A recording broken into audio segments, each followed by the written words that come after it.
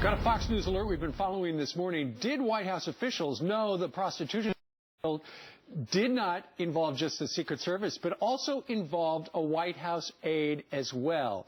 Then ordered investigators to keep quiet until after the 2012 election. Now, at that time, the White House totally denied even knowing about it.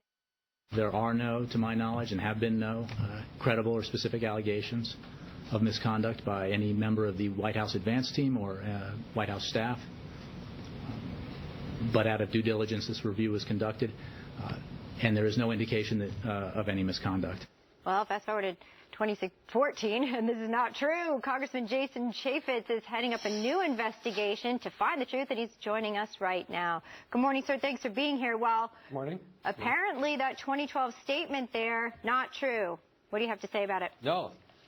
There were very credible and very specific allegations that a White House staffer was intimately involved with a prostitute. There are evidently hotel records. There are investigators that went down and looked at this. The Washington Post, Carol Leonnig, has done a fabulous job investigating this. Our committee and the Oversight Committee is diving deep into this issue, and the White House needs to come clean. There's a White House staffer that was very involved in this. Remember, there were nearly 24 Secret Service and military personnel that were either fired or reprimanded.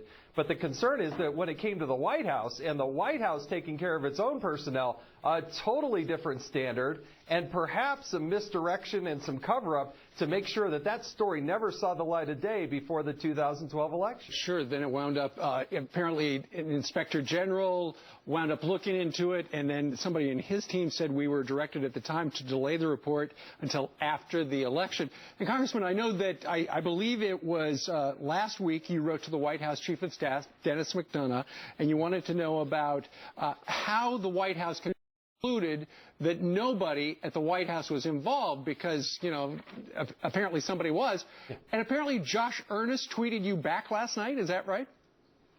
He did. He tweeted out that this was an old story. So I tweeted and that it had been fully vetted. And so I tweeted back to the press secretary and said, well, then you're obviously not going to have any problem sharing with the United States Congress all the information that you have. Catherine Rumler, right there in the White House, the counsel that supposedly looked at this, they have done a report and came to the conclusion that there was no wrongdoing and nothing to believe that this White House staffer had hired and brought a prostitute, a foreign national, back to his office in advance of the president's his hotel room. Well, then share all that to his hotel room. So bring all this information and share it with the United States Congress. That's what I asked the Chief of Staff last week. Mm-hmm. Congressman, my first thought when I looked at this morning is, okay, they covered it up. They did it for the election. You have, Washington Post is all over this thing. It was all out there, told to divest. And I'm looking at this. Why would they care the White House looked that bad with a 26-year-old volunteer advance man screwed up like this? To me, it wouldn't seem as though it negatively affects the president enough to risk covering up a story like this. I don't know why they don't come clean on this.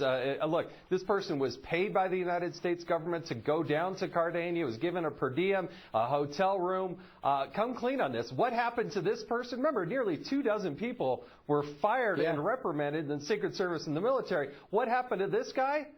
He actually has been hired by the State Department to work in the Office of Global Women's Issues. That's what he's doing now to represent the United States of America. Right. And so, obviously, we're going to look at this.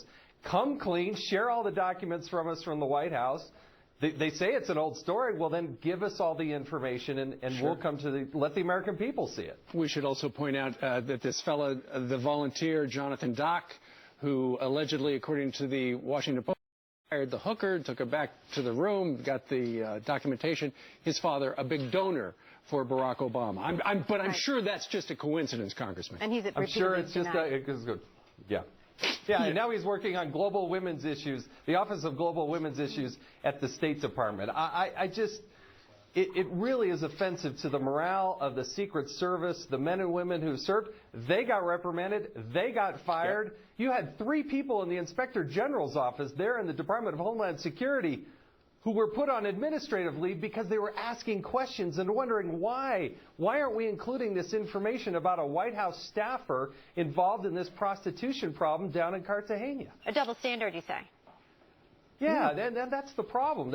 If you want to solve the morale problems down there, why are we holding these people? Why were those 3 people put on administrative leave? I find it more than coincidental that you had 3 people who were asking tough questions and believe that information should have been given to the public. Right. That's what's so offensive Well, about since this. it's old news, I'm sure they're going to be bringing all the documents over before you know it, Congressman. Right. Thank you very much for In fact, joining us I can this hear them morning. knocking.